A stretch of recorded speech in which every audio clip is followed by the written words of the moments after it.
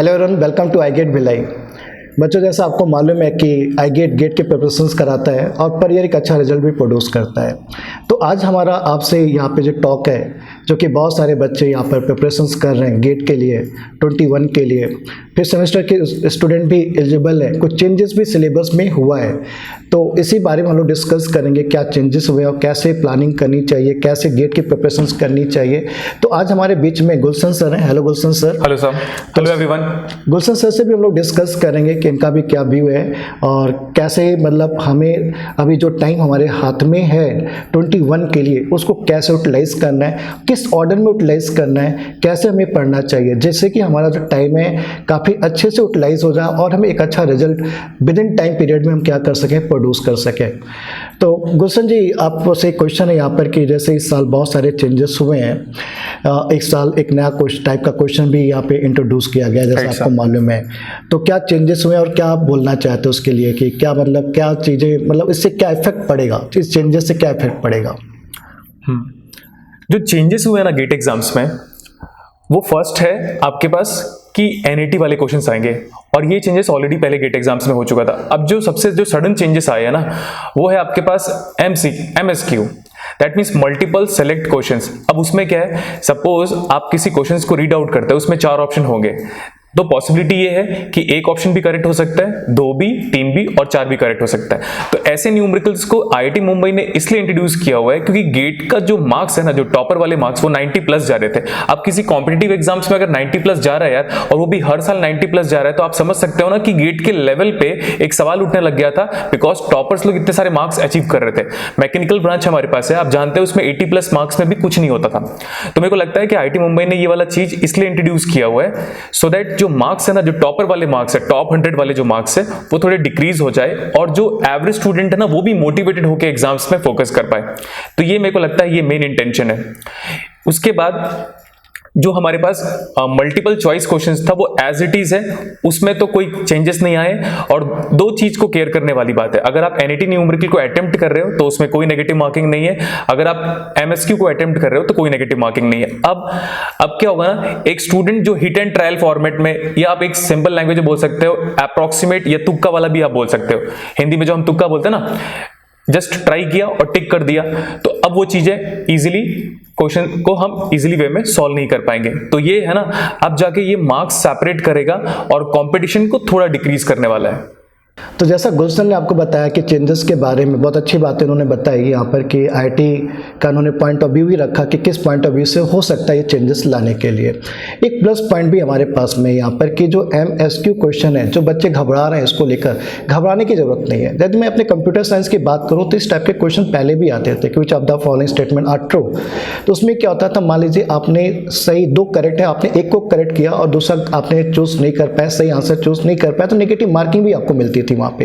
एक प्रॉब्लम ये था, लेकिन इसमें बेनिफिट आपको ये कि ये आपका ABCD ऑप्शन में आ जाएगा। ABCD ऑप्शन में आ गया, किसी कारण से आपका क्वेश्चन रॉन्ग भी हो गया तो आपको नेगेटिव मार्किंग एटलीस्ट यहाँ पे हट जाएगी, नहीं मिलेगी, बेनिफिट है इसका। तो अल्टीमेटली देखा जाए तो ऑलरेडी जो प्रीवियस ईयर के क्वेश्चंस हैं उन्हीं पे आप ज़्यादा क्वेश्चन और उसी पे आप ज़्यादा फोकस करिए, उसी टाइप के क्वेश्चंस वहाँ पे निकालिए जिसमें आपको फीलिंग आने लगे कि यहाँ पे multiple questions multiple choice answer यहाँ पे बन सकते हैं, ठीक है। उसमें आप सेलेक्ट करने की, उसी से आप प्रैक्टिस करने की कोशिश करिए। और थोड़ा थ्योरेटिकल क्वेश्चन यहाँ पे हो सकते हैं कि थोड़ा ज़्यादा आ सकते हैं, जो कि थ्योरेटिकल क्वेश्चन में यहाँ पे मल्टीपल ऑप्शंस बनते हैं। तो आपको अपनी प्रैक्टिस जो अकॉर्डिंग टू प्रीवियस ईयर जो क्वेश्चंस है उसके अकॉर्डिंग आप करिए और थोड़ा थ्योरी पर भी फोकस करिए आप।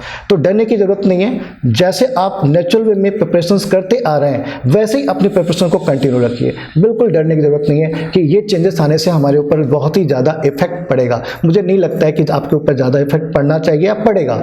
तो बिल्कुल आपको कंटिन्यू जिस फ्लो में आप चल रहे हैं उस फ्लो को रोकने की जरूरत नहीं, उस फ्लो को कंटिन्यू रखने की जरूरत है। आप करते जाओ, बस लगे रहना है। तो गुलशन, जैसे यहाँ पे आपने इसके बारे में तो आपने डिस्कस कर दिया चेंजेस के बारे में। इवन कंप्यूटर साइंस के सिलेबस में तो बहुत ज़्यादा चेंजेस नहीं हुआ है, ऑलरेडी मैं उसका वीडियो बना चुका हूँ, यहाँ पे अपलोड भी कर चुका हूँ, आप लोग उसको देख भी सकते हैं कि क्या चीज़ें यहाँ पे ऐड की गई हैं सब्जेक्ट के अंदर में, क्या चीज़ें यहाँ पर रिमूव की गई हैं। तो कंप्यूटर साइंस का ओवरऑल सिलेबस में देखूँ तो बहुत ज़्यादा चेंजेस नहीं है, CN और CD को छोड़कर, बाकी पूरा सिलेबस प्रीवियस ईयर का ही है, ठीक है। ऐसे और भी ब्रांचेस में चेंजेस हुए होंगे, जैसे आपका इलेक्ट्रॉनिक्स ब्रांच है तो उसमें क्या चेंजेस हुए, कुछ आइडिया आपको? इलेक्ट्रॉनिक्स ब्रांच में मैथ्स के सिलेबस में कुछ मॉडिफिकेशन किया हुआ है, एप्टीट्यूड के सेक्शंस को उन्होंने प्रॉपर्ली बाइफरकेट कर दिया है, सिलेबस तो वही है आपका। प्लस हमारे पास एक कंप्यूटर साइंस का कोर सब्जेक्ट है, नाम मुझे एट द इंस्टेंट याद नहीं आ रहा है, वो हमें इलेक्ट्रॉनिक्स ब्रांच में उसको ऐड ऑन किया गया है। और माइक्रो प्रोसेसर जो सब्जेक्ट्स है वो हटा दिया गया है।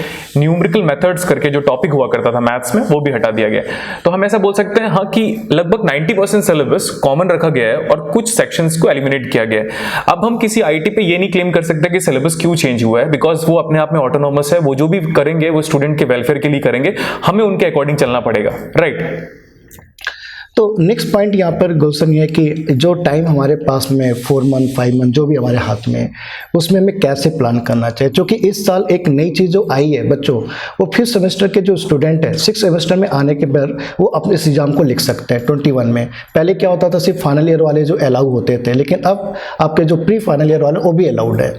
तो उनको कैसे प्लान करना चाहिए कि हम उनका रैंक, जो कि 6th सेमेस्टर में भी पहले भी होता था ये चीज़, मैं 2011 को याद करूँ, 2012 को मैं याद करूँ, तो यहाँ पर भी टॉप 100 में बच्चे आए हैं। मतलब उनके पूरे सिलेबस कवर हुए नहीं थे, उसके बावजूद भी टॉप 100 में यहाँ पे 85 रैंक आ चुकी है हमारे आई गेट से यहाँ पर उस टाइम में, ठीक है। और भी स्टूडेंट 139 रैंक एक स्टूडेंट थे सुबह जैन, वो लेके आई थी। तो ऐसे बहुत सारे स्टूडेंट जो टॉप 100 में रहते थे, तो उनके लिए क्या प्लान होना चाहिए, मतलब 5th सेमेस्टर स्टूडेंट कैसे अपने आप को यहाँ पर ये 4 महीने कैसे प्रिपरेशंस करें कि उनकी जो रैंक है एक अच्छी रैंक यहाँ पे क्या हो सके, जनरेट हो सके, राइट। सो अगर हम बात करेंगे 5th सेमेस्टर स्टूडेंट वालों के लिए, तो सबसे इंपॉर्टेंट बात पता है उनके लिए सबसे प्लस पॉइंट क्या है कि उनको सिर्फ एग्जाम देना है बिना फियर फैक्टर के। क्यों? क्योंकि वो 3rd ईयर पे है।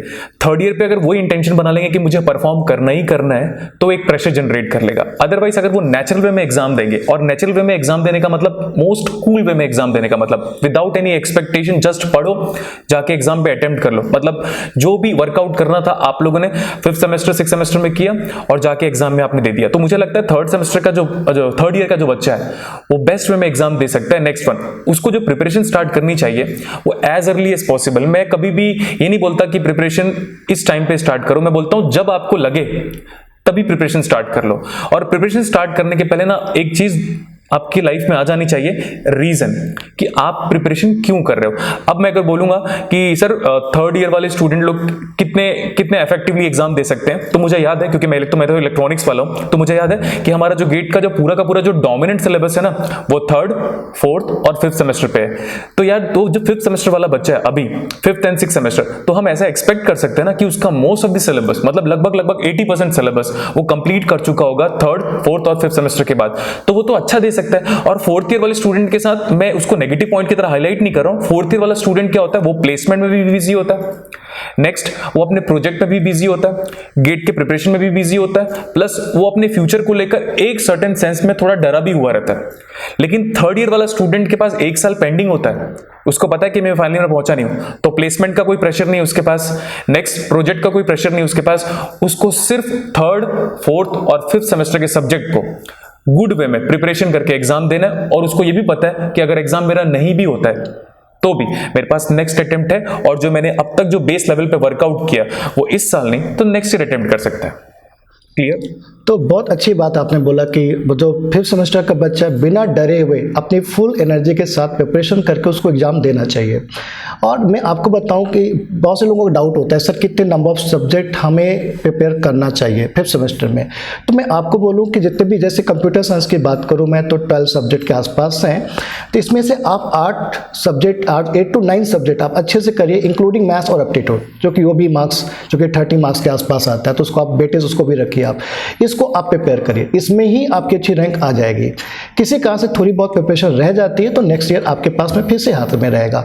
लेकिन यदि आप ये माइंडसेट बना के चल रहे हो कि मुझे नेक्स्ट ईयर ही एग्जाम देना है, तो ये प्रेशर तो नेक्स्ट ईयर फिर से आएगा। तो बेटर है कि ये जो टाइम है बहुत अच्छे से हम लोग यूटिलाइज करें। और ये जो 2020 है आपका, कि एक बेनिफिट ये है कि आप इस समय घर में ही है, आपको कॉलेज का प्रेशर उतना ज़्यादा नहीं है। बिल्कुल ठीक है, ऑनलाइन क्लासेस आप अटेंड कर, पहले क्या होता था आपको कि दोस्तों के साथ घूमना टहलना और फिर कॉलेज भी जाना, वहाँ पर भी असाइनमेंट करना, बहुत सारी चीज़ें होती थी।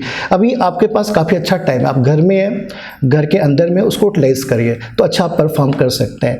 तो गुलशन यहाँ पे जो 7 सेम का बच्चा है, जो डॉपर है और जो वर्किंग है, जो कंपनी में काम कर रहा है, उनके लिए क्या प्लान होना चाहिए? वो लोग कैसे अपने आप को यहाँ पर मोटिवेट रखें, क्योंकि वो भी डरे हुए हैं कि यार ये 5th सेमेस्टर बच्चा है जो 6th सेमेस्टर में जाएगा, वो भी हमारे साथ एग्जाम लिखने वाला है, तो कंपटीशन लेवल तो काफ़ी हाई हो जाएगा। इसका क्या आपका क्या पॉइंट ऑफ व्यू है इसके लिए? जो मेरा पॉइंट ऑफ व्यू है फाइनल ईयर वाले स्टूडेंट लोग के लिए वो ये है कि उनको सब्जेक्ट पढ़ने के बाद जितना ज़्यादा रिवीजन वो कर सकते हैं उतना सही होगा। मैं नहीं बोलता कि आप पूरा का पूरा सब्जेक्ट कंप्लीट करो, ठीक है, क्योंकि आपके पास बहुत सारे काम है अभी करने के लिए। मैंने इससे पहले जस्ट थोड़ी देर पहले ही बोल रहा था मैं कि प्रोजेक्ट भी है आपके पास, ठीक है, प्लेसमेंट का प्रेशर भी है आपके पास। तो अभी जो फाइनल ईयर का बच्चा है ना, मैं बोल रहा हूँ कि बेटा अगर पूरा सब्जेक्ट नहीं पढ़ पा रहे हो तो 50% सब्जेक्ट को कंप्लीट करो और उसी को रिवीजन करो। जो टॉपिक आपको नहीं आता, जो टॉपिक आपको टफ लगता है, आप उसको एलिमिनेट कर दो। क्या गारंटी है कि गेट एग्जाम में उसका क्वेश्चन आएगा या नहीं आएगा? तो बेटर ये है कि अगर आप पूरा सब्जेक्ट नहीं पढ़ पा रहे हो तो इनिशियल टॉपिक्स पढ़ लो, क्योंकि हमें अच्छे से पता है। अगर मैं डिस्कल का एग्जांपल दूं सीएस वालों को, सपोज उनको सीक्वेंशियल टफ लग रहा है, ठीक है, तो सीक्वेंशियल आप उसमें सीक्वेंशियल के क्वेश्चंस को मत अटेम्प्ट करो, सीक्वेंशियल को पढ़ो ही मत, आप कॉम्बिनेशन तक पढ़ लो। और कॉम्बिनेशन तक फिक्स बात है कि बेसिक्स और कॉम्बिनेशन से 2 क्वेश्चन आ जाएंगे। तो सीक्वेंशियल पे आप टाइम डेडिकेट मत कीजिए। ऐसा जैसे मैंने डिस्कल का एग्जांपल दिया, ऐसे आप बाकी सारे सब्जेक्ट में भी कर सकते हो, ठीक, उससे टाइम सेव हो जाएगा और उससे प्रेशर भी नहीं क्रिएट होगा कि सब्जेक्ट कंप्लीट होगा तो ही हम नेक्स्ट सब्जेक्ट पे स्विच कर पाएंगे, ये भी अलग है, ठीक। नेक्स्ट वन, मेरा एक ऐसे इंटेंशन है स्टूडेंट लोग को बताने का कि सपोज आप कोई सब्जेक्ट प्रिपेयर करते हो तो ट्राई करो बेटा उसके 1-2 सिर्फ सब्जेक्ट वाइज पेपर को दे दो। जब आप सब्जेक्ट वाइज पेपर को देते हो ना तो हमारा माइंड उसी सब्जेक्ट में क्लिक करता रहता है। जैसे सब्जेक्ट वाइज का टेस्ट पेपर हमने कंप्लीट किया, तब आप नेक्स्ट सब्जेक्ट पे स्विच करो। अब क्या बोलेंगे लोग इन जनरल क्या बोलते हैं पता है? जब आप नेक्स्ट सब्जेक्ट स्टार्ट कर चुके हो, ठीक, फिर थर्ड सब्जेक्ट भी स्टार्ट करोगे। जब आप थर्ड में जा चुके रहते हो ना तो पहला सब्जेक्ट हमारा ना वॉश होना स्टार्ट हो चुका रहता है ब्रेन से। तो मैं हमेशा बोलता हूं क्यूमुलेटिव परफॉर्मेंस और क्यूमुलेटिव स्टडी। जो आपने फर्स्ट डे पढ़ा, फिर सेकंड डे पढ़ा, जब आप थर्ड डे पे जा रहे हो तो फर्स्ट और सेकंड डेज को एक बार देख लो, चाहे वो मॉर्निंग में देख लो चाहे इवनिंग में देख लो। पता है इससे क्या होगा? पता है आपका जो कॉन्फिडेंस लेवल वो बूस्टअप होगा और आपको लगेगा जो मैं पहले पढ़ा था आज से 3 दिन पहले 4 दिन पहले, वो अभी भी मुझे याद है, ठीक है। तो फाइनल वाले स्टूडेंट को क्यूमुलेटिव पढ़ाई करना चाहिए, ठीक है, इन द सेंस कि आप जो पिछले महीने जो सब्जेक्ट पढ़े थे, जिसका टेस्ट आपने दिया था, वो भी आपके दिमाग में स्टोर हो जाए। अब पता है उसके लिए जब मैं स्टूडेंट लाइफ में था तो क्या करता था, I was having a copy जिसमें मैं क्या करता था पता है, कुछ स्टैंडर्ड न्यूमेरिकल को नोट करके रखता था और उस स्टैंडर्ड न्यूमेरिकल को सॉल्व करने से उस टॉपिक का सारा कंसेप्ट क्लियर हो जाता था। तो फाइनली वाले स्टूडेंट को हमारा जो मेन इंटेंशन है वो ये है कि आप जितने ज्यादा वाइड वैरायटी ऑफ न्यूमेरिकल को अटेम्प्ट कर सकते हैं उतना कीजिए। थ्योरेटिकल चीजों को न्यूमेरिकल सेंस में पढ़ने की कोशिश कीजिए।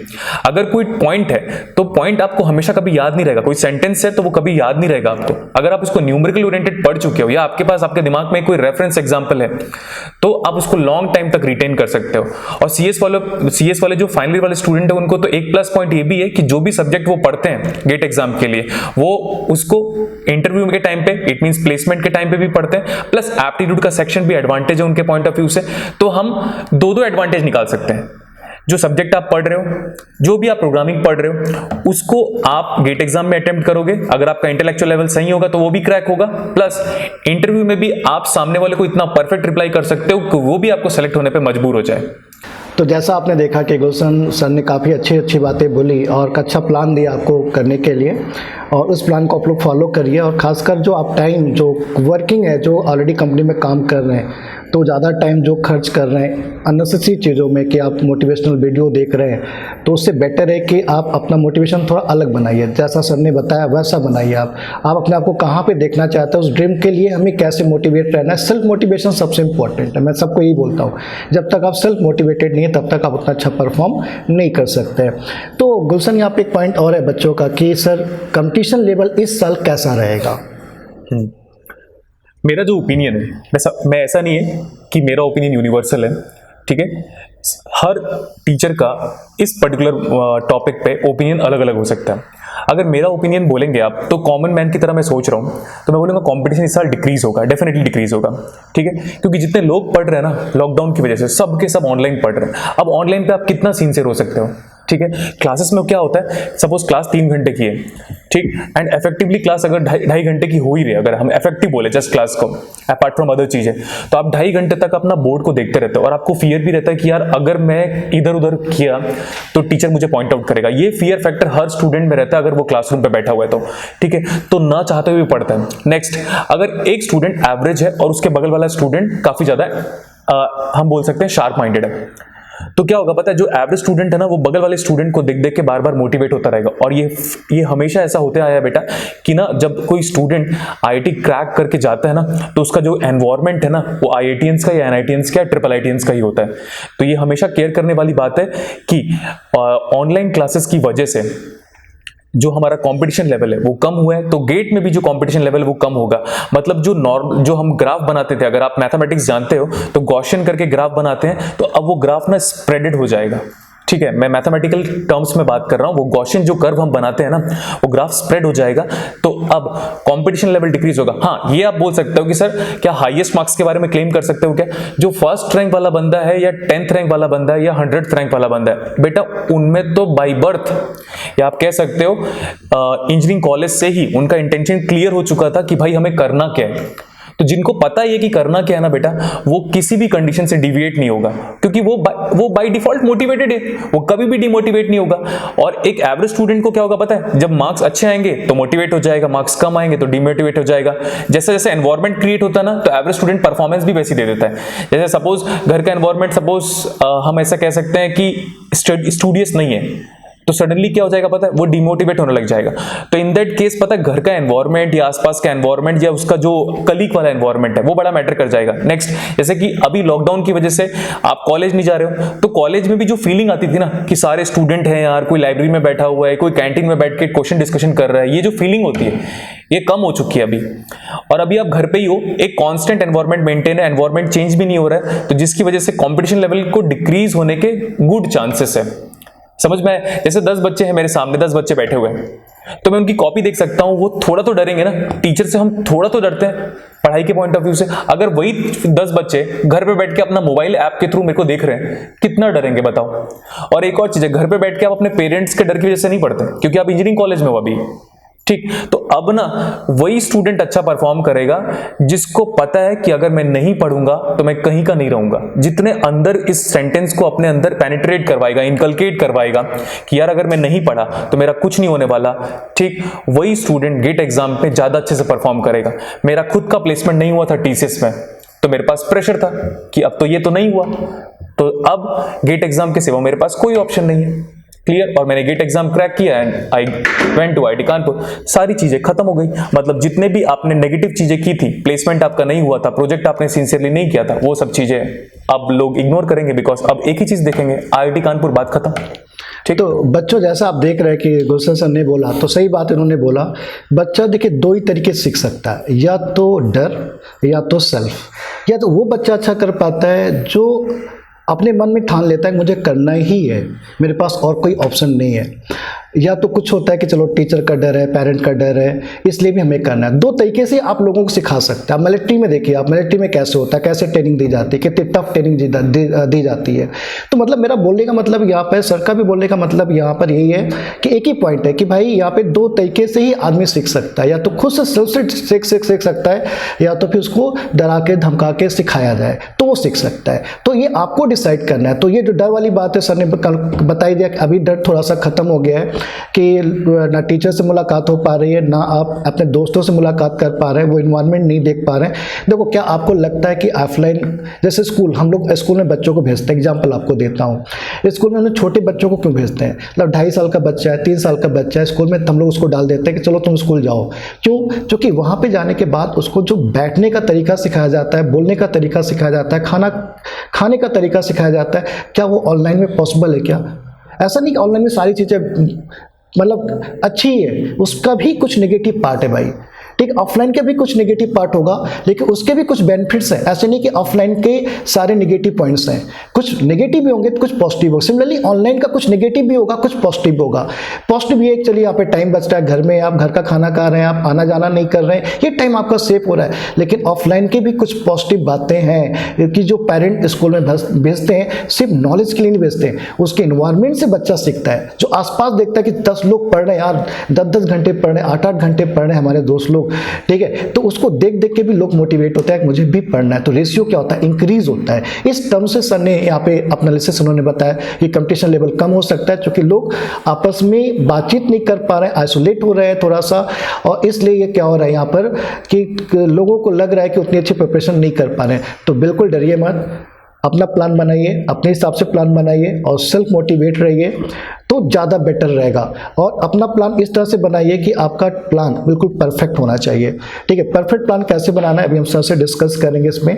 तो गुलशन ये नेक्स्ट पॉइंट है, जैसे आपने एक अपना डर अपने यहाँ पे शो किया बच्चों के सामने, तो ऐसे बच्चों को क्या प्लान हमें देना चाहिए कि अपने आप को डाइवर्ट ना करे, ठीक है। जैसे अभी आज की डेट में काफ़ी चीज़ें हो गई, डाइवर्सन के लिए हो गया है कि कुछ बच्चा जैसे हम लोग अभी बात करें, जैसे अपने पास में ऑफलाइन क्लास में बच्चे थे, वो सारे बच्चे ऑनलाइन में शिफ्ट हो गए हैं, ठीक है। अभी ऑनलाइन वो प्रॉपर्ली अटेंड भी कर रहे हैं, ठीक है, मैक्सिमम बच्चे कर रहे हैं, मतलब जितने भी ऑफलाइन में आते हैं। इवन इस साल तो हमारे पास बाहर से भी लोग ज्वाइन किए हैं, कोलकाता हो गया आपका, पंजाब हो गया आपका, इवन आपका गुजरात से लोग अभी ज्वाइन कर रहे हैं, धीरे धीरे मैं देख रहा हूँ। इवन 3rd सेमेस्टर के बच्चे ज्वाइन कर रहे हैं यहाँ पर, अलग अलग एरिया से, यूपी से हैं, बिहार से हैं, काफ़ी लोग ज्वाइन कर रहे हैं और इंटरेस्ट भी ले रहे हैं वो लोग। और हम लोग उनको पहले डेमो दे रहे हैं, डेमो के बाद उनको अच्छा लग रहा है, 2-3 क्लास पढ़ने के बाद उसके बाद तुरंत तो फीस डिपॉजिट करके ज्वाइन कर रहे हैं वो लोग, ठीक। काफ़ी मोटिवेटेड, मॉर्निंग में यहाँ पे 6:30 हम लोग क्लास स्टार्ट कर देते हैं ऑनलाइन की, और 6:30 to 10:30 क्लास चलती है इस मॉर्निंग के अंदर में। और बच्चा फुल टाइम, सिर्फ आधे घंटे का ब्रेक रहता है बीच में बस, ठीक है, और फुल टाइम बैठे रहता है। मतलब जो कनेक्टिविटी रहती है बच्चों की, जो गांव में बैठे उनकी भी कनेक्टिविटी पूरी रहती है, हटते नहीं है। इवन फिर शाम को क्लास हम लोग स्टार्ट करते हैं 6 बजे से लेकर 9 बजे तक क्लास रहती है, उसमें भी वो सारे बच्चे आते हैं और अटेंड करते हैं और इन्जॉय कर रहे हैं वो लोग। और वो लोग बताते हैं, आज कल एक बच्चे ने फ़ोन किया था, सर यहाँ पे पढ़ने के बाद एक बात तो है, हमको जो कोटा की फीलिंग थी ना, वो कोटा वाली फीलिंग यहाँ पे आती है आईगेट के अंदर में। तो ये जब मैं बात सुनता हूँ कि कोई बच्चा ऐसा मुझे बोलता है कि सर यहाँ पे पढ़ने के बाद मुझे कोटा वाली जो फीलिंग आ रही है, तो बहुत अच्छा फील होता है। तो ये हमें बताना है अभी बच्चों को कि वो बच्चा जो डिमोटिवेट हो रहा है घर के अंदर में, जो प्लान नहीं कर पा रहा है, ठीक है, उसको कैसे प्लान करना है। अपने पास भी ऐसे बताऊं, जब हम लोग ऑनलाइन में शिफ्ट हुए थे ना, कुछ बच्चे डिमोटिवेट हो गए थे कि यार ये ऑनलाइन है, कैसे पढ़ेंगे, अभी तक तो हम ऑफलाइन पढ़ते आ रहे थे। वो बच्चे जब अपने दोस्तों से बात किए, वो लोग वापस लौट के आ रहे हैं अब कि नहीं सर हमारा भी अलॉटमेंट करो, हमको भी पढ़ना है, ठीक है। अब वो लोग भी इंजॉय करना स्टार्ट कर दे, चूंकि और 2-3 महीने उनको क्या लगा, 2-3 महीने बंद रहेगा, फिर ऑफलाइन स्टार्ट हो जाएगा, तो ऑफलाइन में जाके सर के पास पढ़ेंगे। लेकिन जब उनको लगा कि 2-3 महीने में ऑफलाइन स्टार्ट नहीं हो पा रहा है, और अपने दोस्तों से बात की, तो उनके दोस्तों ने उनको फीडबैक दिया, यार अपना बहुत अच्छा सिस्टमेटिक लाइव क्लासेस चल रही हैं।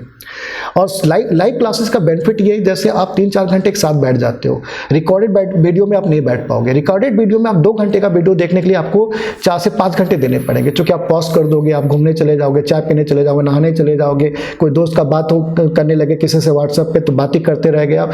तो 2 घंटे का वीडियो देखने के लिए आपको 4 घंटे चाहिए, लेकिन लाइव में आपको मालूम है कि अब ये 4 घंटे मुझे यहाँ पे बैठना ही है सर के सामने। तो बहुत अच्छा लग रहा है यहाँ पे कि 6 घंटे जो हमारे यहाँ पे क्लासेस चल रही हैं, डेली चल रही हैं, जो हमारे पास बच्चे रोल्ड हैं, वो काफ़ी अच्छा है। लेकिन जो बच्चा ऐसा है जो नहीं कर पा रहा है, उसके लिए क्या बोलना चाहेंगे आप? देखो 2020 है ना, ये हमेशा मेमोरेबल रहेगा।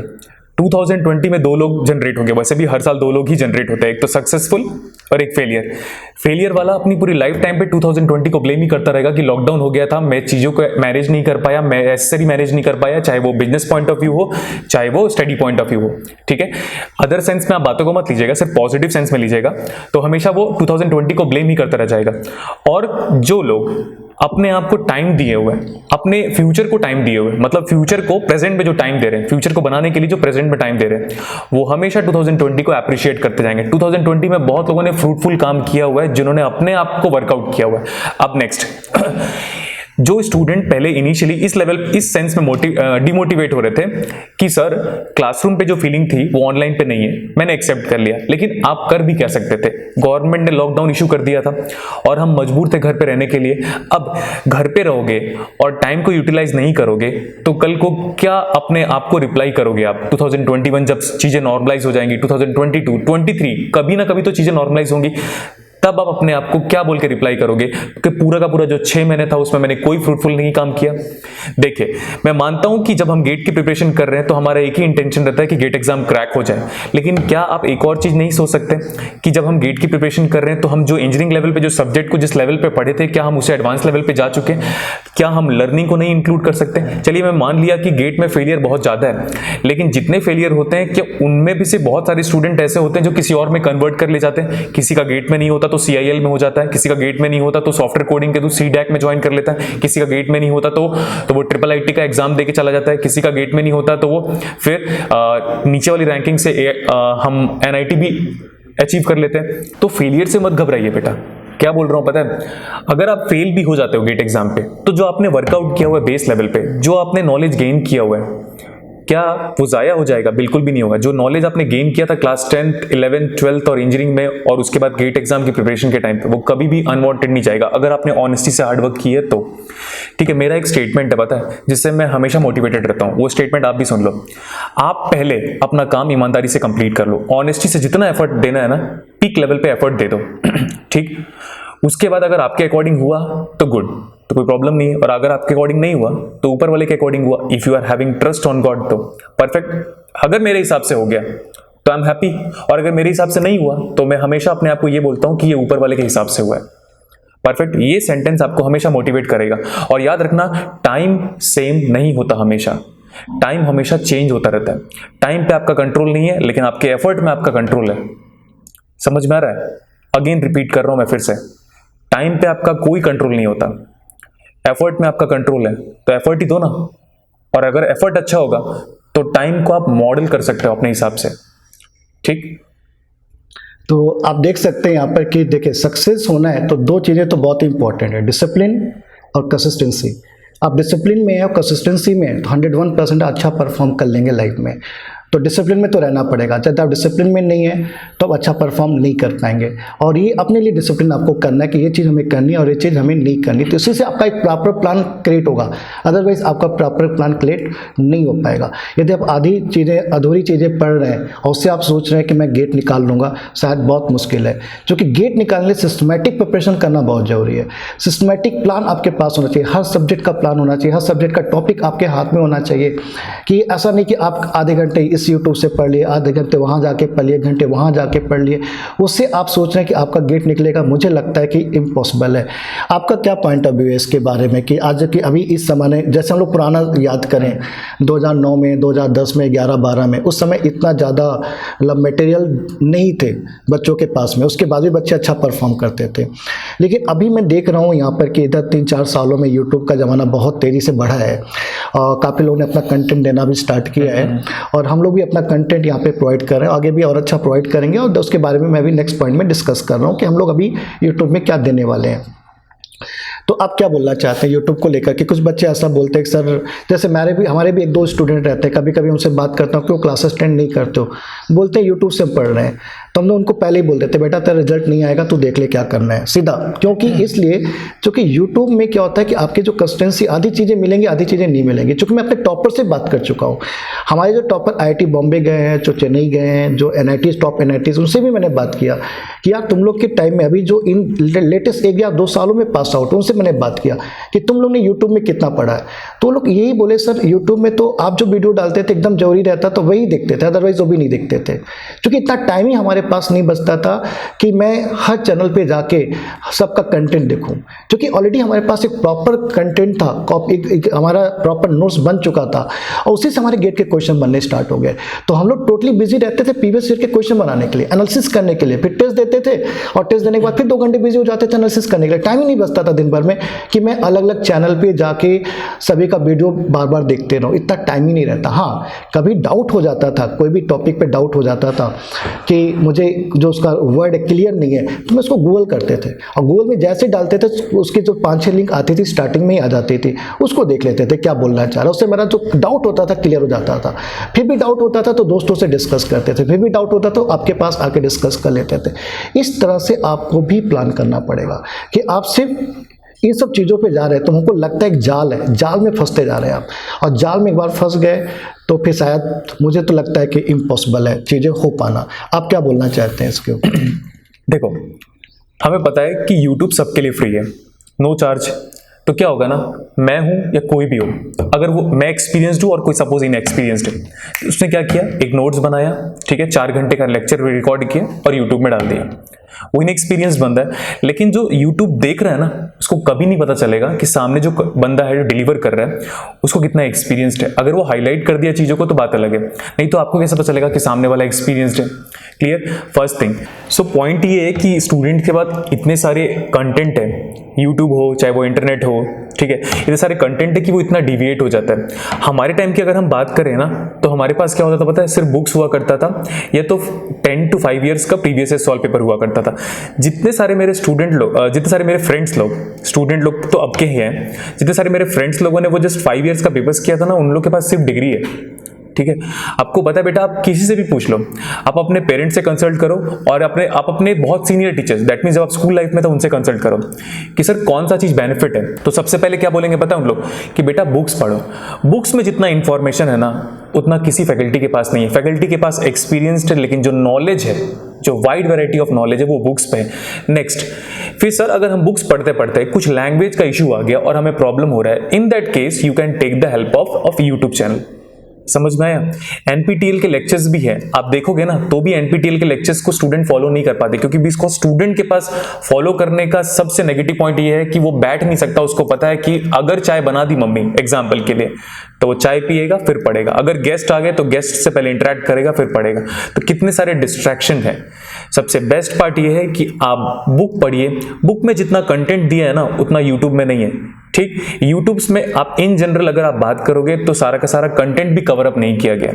हाँ, लेकिन अगर हम अपने चैनल के बारे में बात करें तो जो हम सैंपल वीडियो अभी प्रोवाइड कर रहे हैं आपके लिए, वो सीक्वेंस बाय सीक्वेंस है और वो पूरा कंप्लीट होगा। मेरी वीडियोस अभी आ रही है डिस्टिल की, वो पूरा का पूरा सीक्वेंशियल एंड होते तक रहेगा, उसमें न्यूमेरिकल भी सॉल्व किया जाएगा। ठीक, और उसमें जो मैंने जो कम्युनिकेशन पॉइंट ऑफ व्यू जो वर्ड्स यूज किए हैं, जो लैंग्वेज यूज किए हैं, वो सारे के सारे बुक्स के मैं एग्जैक्टली एज इट इज अरुणाल जी टॉकी की बुक फॉलो कर रहा हूं। अब अगर कोई बंदा यूट्यूब पे है ना, तो वो आराम से कंपेयर कर सकता है हमारे डिस्टिल के कंटेंट को। मैं कंटेंट की बात कर रहा हूं, मैंने अभी न्यूमेरिकल स्टार्ट नहीं किया। सिमिलरली आपके मैथमेटिक्स के वीडियोस भी सीक्वेंस बाय सीक्वेंस आ रहे हैं, डीबीएमएस के भी सीक्वेंस आ रहे हैं, और सिद्धार्थ सर खुद भी वर्कआउट कर रहे हैं हमारे यूट्यूब चैनल पे। इनिशियली हम एक्टिव नहीं थे, इसका रीजन भी बता देता हूं मैं, क्योंकि बहुत लोग कमेंट करेंगे या पूछेंगे, हमको पूछना चाहते होंगे कि सर आप इनिशियली एक्टिव नहीं थे। इनिशियली इसलिए नहीं एक्टिव थे भाई, क्योंकि हमारे पास 6 घंटे की क्लासेस हर दिन होती थी। 6 घंटे लेने का मतलब आप समझ रहे हैं, 1 घंटे डाउट सेशन पे जाता था, प्लस हमारी खुद की पर्सनल लाइफ भी है, प्लस हम बच्चों को क्लास के बाद मोटिवेट भी करते थे, प्लस जो क्लासरूम चलती थी उसमें हमारे हर जगह से जो बच्चे हैं, लाइक एप्पल, गूगल, माइक्रोसॉफ्ट, मेरा खुद का भाई सिद्धार्थ सर का स्टूडेंट है, he is working in Microsoft right now. Initially वो यूएस में था, सबको पता है, जितने आई गेट के व्यूअर्स हैं उनको पता है मेरे भाई के बारे में। My real brother was working in US, he was having a package of 88 lakhs। मैं और वो दोनों सेम आईटी से पास आउट है। तो ब्लेसिंग्स किसकी है इसमें? पेरेंट्स की और सिद्धार्थ सर की। और उसके बाद जो आ जाता है ना, वो हमारा सेल्फ एफर्ट काम करता है। अगर आप नीरज से पूछोगे या मेरे से पूछोगे तो he and me both have taken a reference book for each and every subject. हर सब्जेक्ट की एटलीस्ट एक बुक तो हमने फॉलो किया। हाँ, ये अलग बात है कि हमने पूरी बुक कंप्लीट ना की हो, लेकिन 1 यूनिट, 2 यूनिट, 3 यूनिट भी अगर आप कवर अप कर रहे हो ना, तो आपका नॉलेज जो गेन करने वाले हो ना बेटा, वो प्रैक्टिकल लाइफ में एप्लीकेशन है। ठीक है, ऑनलाइन कितना भी पढ़ लो आप, उस लेवल का इंफॉर्मेशन नहीं मिलेगा। ठीक, आप हेल्प ले सकते हो, दैट्स अ डिफरेंट केस। ठीक है, एंड नेक्स्ट वन कि अगर आप YouTube चैनल रेफर कर रहे हो तो सीक्वेंस बाय सीक्वेंस हर एक वीडियो को ऑब्जर्व करो, बीच में डिस्ट्रैक्शन की नीड नहीं है, किसी एक चैनल को फॉलो करो।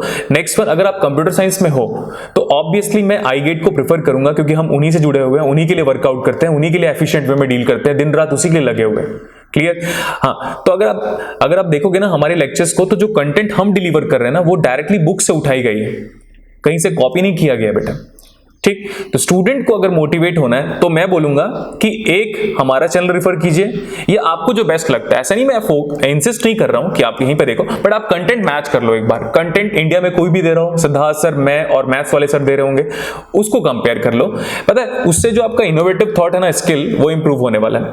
प्लस मैं हमेशा बोलूंगा बेटा, अगर आप लाइफ में सक्सेसफुल होना चाहते हो ना, बुक रखो। बिल्कुल, चैनल रेफर कर रहे हो, कहीं और से पढ़ रहे हो, ऑनलाइन पढ़ रहे हो, गूगल से पढ़ रहे हो, पढ़ो, कोई इशू नहीं है, बट बुक होना चाहिए। क्योंकि कुछ लोगों ने एक ये क्रेज बना दिया, पता है, कि बस हमारा यूट्यूब चैनल है, कुछ लोगों की बात कर रहा हूं मैं, ठीक है, जिनको मैसेज पहुंचना है वो पहुंच जाएगा।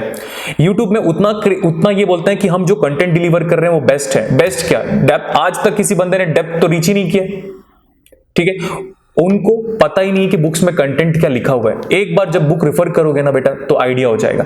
नेक्स्ट, क्योंकि हमारा मदर टंग क्या है ना, हिंदी है, इन जनरल मैं बात कर रहा हूं, तो हमें क्या है ना, English at the instant clear नहीं हो पाता, इसीलिए बुक्स इन जनरल हम रेफर नहीं करते और लेजी हो जाते हैं, बुक पढ़ने से नींद आ जाती है।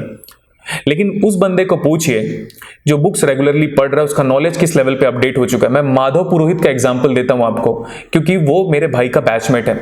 वो बंदे का रिकॉर्ड क्या पता है, 100 books every year.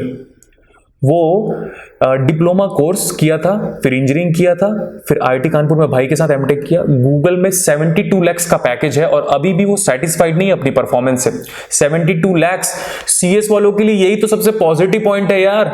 Electrical, EC, civil और मैकेनिकल, इनसे तो हमारा कंपेरिजन नहीं है। इनको कभी मत कंपेयर किया करो प्लेसमेंट पॉइंट ऑफ व्यू से, आप अपने आप को सिर्फ सीएस पॉइंट ऑफ व्यू से कंपेयर किया करो। आप जो ब्रांच लिए हो इंजीनियरिंग लाइफ में, वो सबसे पॉजिटिव डिसीजन था आपकी लाइफ का।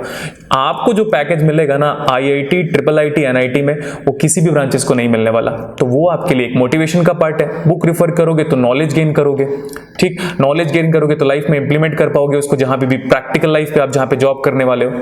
सो final conclusion is you should have one book and follow our channel, because हम उसी के लिए वर्कआउट करें और हमें पता है कि जो हम कंटेंट जो दे रहे हैं कंप्यूटर साइंस ब्रांच को एक्सक्लूसिवली, वो कोई नहीं दे रहा है। प्लस एक और चीज है यार, हम अदर ब्रांचेस पे नहीं फोकस कर रहे हैं, हम सिर्फ सीएस और आईटी पे फोकस कर रहे हैं। क्लियर? तो बच्चों जैसे तो काफ़ी सारी इंफॉर्मेशन आपको गुलशन ने दे ही दी है। और एक पॉइंट मैं आपको और बता दूं, हम लोग जब भी आप हमारे यूट्यूब चैनल को देखोगे या हमारे बारे में आप सर्च करोगे, फेसबुक पे सर्च करो आप, गूगल में सर्च करो आप, कहीं और भी सर्च करो आप, तो हम लोग ने हमेशा ये हाईलाइट किया कि हमारे स्टूडेंट का अचीवमेंट क्या है, कि हमारे जो पुराने स्टूडेंट हैं जो पढ़े यहाँ पे वो इस समय कहाँ पर है। हमेशा इस चीज़ को हाईलाइट किया है। कभी मैंने ये बताने की कोशिश नहीं की कि हमारे पास जो है गुलशन सबसे बेस्ट टीचर है इंडिया का, या सिद्धार्थ शुक्ला सबसे बेस्ट टीचर है। कुछ लोग यही करते रहते हैं दिन भर बैठ के मैंने यूट्यूब चैनल पे कि हमारे पास बेस्ट टीचर है, बेस्ट टीचर है, बेस्ट टीचर है, इससे अच्छा टीचर इंडिया में है ही नहीं। और लेकिन उनका रिजल्ट आप पता करोगे ना, तो मुझे लगता है वो अपने स्टूडेंट के अचीवमेंट के बारे में डिस्कस नहीं करते हैं, वो सिर्फ बेस्ट अपने आप को बोलते हैं। हम अपने आप को बेस्ट नहीं बनते, हम अपने स्टूडेंट को बेस्ट बनाते हैं। हमारा आज तक का और आगे का भी यही रहेगा कि हमारा स्टूडेंट अच्छे से अच्छा जगह पे पहुंचे, और इस पर हम पूरा कंसंट्रेट करते हैं। इसके लिए हम वर्कआउट करते हैं। हर स्टूडेंट के पीछे आप यहाँ जो स्टूडेंट पढ़ रहे हैं उससे पूछिए, हर हफ्ते यहाँ पे हम लोग क्या करते हैं, जो ऑलरेडी बच्चे यहाँ पे क्लासेस ज्वाइन कर रहे हैं उनके लिए सेशन कंडक्ट कराते हैं। जो हमारे पास आउट स्टूडेंट हैं जो ऑलरेडी गूगल में, माइक्रोसॉफ्ट में, अलग अलग कंपनीज में काम कर रहे हैं, उससे वो मोटिवेट होते हैं, उससे मोटिवेट होकर मेहनत करते हैं और अच्छी जगह पहुंचते हैं। तो हम अपने स्टूडेंट के अचीवमेंट के से खुश होते हैं कि हमारा स्टूडेंट कहाँ कहाँ पहुंच रहा है, वो सबसे इंपॉर्टेंट है बच्चों। तो और आप बिल्कुल फाइंड आउट करिए। आप चूँकि आपको मालूम है सोशल मीडिया का ज़माना है भाई, कोई चीज़ छिपने वाली नहीं है। आप फेसबुक में जाके देख सकते हैं, सर्च कर सकते हैं, मेरे पुराने स्टूडेंट से बात कर सकते हैं, वो आपको बताएंगे भिलाई के अंदर में बेस्ट रिजल्ट किसका आता है। बीआईटी इतना अच्छा कॉलेज है, सबसे अच्छा रिजल्ट कंप्यूटर साइंस में आता है वहाँ से। शंकराचार्य यहाँ पे अच्छा कॉलेज, कंप्यूटर साइंस का रिजल्ट बेस्ट आता है यहाँ पर, ठीक। और वो भी फ्रेशर बच्चे की बात मैं कर रहा हूँ। कोई बच्चा 4 साल पहले पढ़ा था फिर उसका रिजल्ट आया, उसको मैंने लगा दिया, ऐसा नहीं है। फ्रेशर बच्चा जो करंट मैंने जिससे पैसे लिए उसके रिजल्ट लाए हैं यहाँ पर, ठीक है। यहाँ पर रिजल्ट आप फाइंड आउट कर सकते हैं। जो कि मैंने फिर से बोल रहा हूँ आपको, हम अपने आप को बेस्ट नहीं बोलते, हम अपने स्टूडेंट को बेस्ट बनाने की कोशिश करते हैं। ये इंडिया में जब जहाँ भी जाके खड़े हो लगे कि ये आई गेट से पढ़ा हुआ है, और ये मैं प्राउडली बोलता हूँ मेरा स्टूडेंट बेस्ट है, ठीक है। हम उसके लिए वर्कआउट करते हैं। हमें जो कमी लगती है, अपने अंदर जो कमी लगती है उसको इम्प्रूव करते हैं कि हमें इसको बेस्ट बनाना है कैसे भी करके, ये हमारा टारगेट होता है। तो यहाँ पे गुलशन लास्ट क्या कंक्लूजन को हम लोग देना चाहेंगे कि लास्ट कंक्लूजन मेरे साइड से आप पूछते तो मैं ये बोलूँगा कि आप चैनल को फॉलो करते रहिए, धीरे धीरे हम लोग कंटेंट प्रोवाइड करते रहेंगे और आगे हमारा भी चैनल धीरे धीरे आगे बढ़ता रहेगा। और आप देख सकते हो कि हमने कभी भी कहीं पर भी अपने लिए डिमांड नहीं किया है कि आप हमारे चैनल को सब्सक्राइब करो, लाइक करो। आपको अच्छा लगता है बिल्कुल करिए, नहीं लगता है तो भी कोई इशू नहीं है, ठीक है। तो लेकिन वेलकम सभी का है हमारे साथ। गुलशन क्या बोलते हैं आप? कंक्लूडिंग स्टेटमेंट ये है बेटा हमारा कि देखो, आप चाहे फेलियर हो चाहे सक्सेसफुल हो, ये मैटर नहीं करेगा। एक टाइम के बाद सिर्फ यही चीजें मैटर करेगी कि आपकी लाइवलीहुड प्रॉपर रन हो रही है कि नहीं, आपकी रेस्पेक्ट क्या है सोसाइटी में, और आप कितने इंटेलेक्चुअल इंसान हो। ये तब की बात है when you will be in the age of 40। लेकिन इनिशियल टाइम पे आपको प्रूव करना पड़ेगा। इनिशियल टाइम की बात कर रहा हूं मैं, मतलब 23 ऑनवर्ड्स। अगर आप 21 ईयर्स के एज में जस्ट इंजीनियरिंग कंप्लीट अपना कर रहे हैं, तो उस टाइम पे मैं क्या बोलूंगा पता है, उस टाइम पे नीड होती है, क्योंकि आप यंग हो तो सोसाइटी की आपसे डिमांड होती है, पेरेंट्स से आपकी डिमांड होती है, टीचर से आपकी एक्सपेक्टेशन होती है। उस एक्सपेक्टेशन को इंपोज किया जाता है आप पे। अब ये एक्सपेक्टेशन को अगर आप प्रेशर पे ले लोगे तो अच्छा नहीं परफॉर्म कर पाओगे। आप सिर्फ एक ही चीज सोचो कि हम अपनी आइडेंटिटी को इस सेंस में बना दे कि हमारी आइडेंटिटी से हमारे पेरेंट्स का नाम हो, हमारे टीचर का नाम हो, और सबसे अच्छा टीचर वही है जो अच्छा डिलीवर करे और उसका स्टूडेंट ही प्रूव कर दे उसको कि सर मैं आपका शागिर्द हूं और जो मैं हूं वो आपकी वजह से हूं। ठीक है, तो ये जो पूरा जो लॉकडाउन का सेशन है ना, उसको लोग नेगेटिव ज्यादा बोलेंगे, जो सक्सेसफुल हो जाएगा वो ज्यादा पॉजिटिव बोलेगा। The thing is like that कि आप एफर्ट दो उस टाइम पे, बिना एक्सपेक्टेशन के वर्कआउट करो, घर पे हो घर वालों के साथ टाइम स्पेंड करो, अलोंग विद उनको विश्वास दिलाओ कि आपने उस लॉकडाउन के सेशन पे सीरियसली एफर्ट दिया था, रिजल्ट चाहे जो भी हो। पेरेंट्स का फेथ और टीचर का फेथ गेन कर लो बेटा, और उसके बाद रिजल्ट चाहे जो भी हो। रिजल्ट की टेंशन लोगे ना तो अभी वाला जो पार्ट है ना वो खराब हो जाएगा। वो एक डायलॉग है, आपको पता होगा, अगर मैं रिजल्ट की चिंता करूंगा ना तो मेरा आज का एफर्ट खराब हो जाएगा। ठीक है, ये बेस्ट पॉइंट है, अपने दिमाग में स्टोर कर लीजिए। Thank you. तो बच्चों बिल्कुल लगे रहिए, आप लोग प्लान बनाइए, अपने हिसाब से प्लान बनाइए, और पहले कंटेंट जो सिलेबस उसको डाउनलोड करिए, उसके हिसाब से अपना नोट्स बनाइए।